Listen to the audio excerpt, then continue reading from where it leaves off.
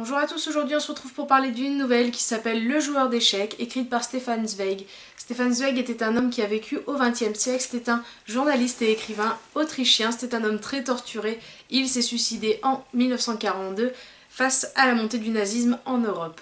La nouvelle raconte l'histoire d'un homme qui fait la traversée de l'Atlantique sur un paquebot au sortir de la Seconde Guerre mondiale.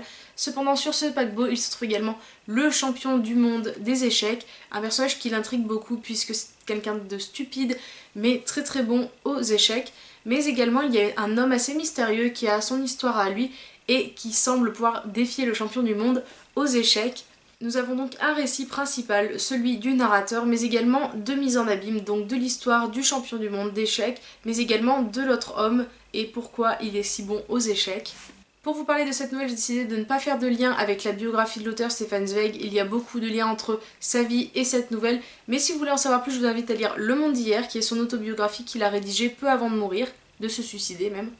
Pourquoi je vous invite à lire Le joueur d'échecs? Tout d'abord, c'est une nouvelle assez simple et rapide à lire. Le vocabulaire est riche mais très abordable.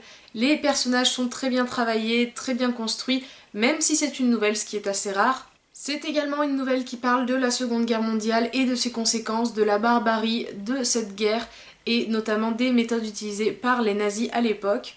Stefan Zweig, à travers cette nouvelle, montre également à quel point les capacités de l'esprit sont inépuisables, mais également à quel point les vieux démons peuvent ressortir très vite. Et pour terminer simplement, ici Stefan Zweig transforme une rencontre en un véritable duel avec du suspense. C'est tout pour cette vidéo, je vais vous présenter Le joueur d'échecs. N'hésitez pas à me dire dans les commentaires si vous l'avez lu et si vous l'avez apprécié. En attendant, je vous laisse, à bientôt dans une nouvelle vidéo.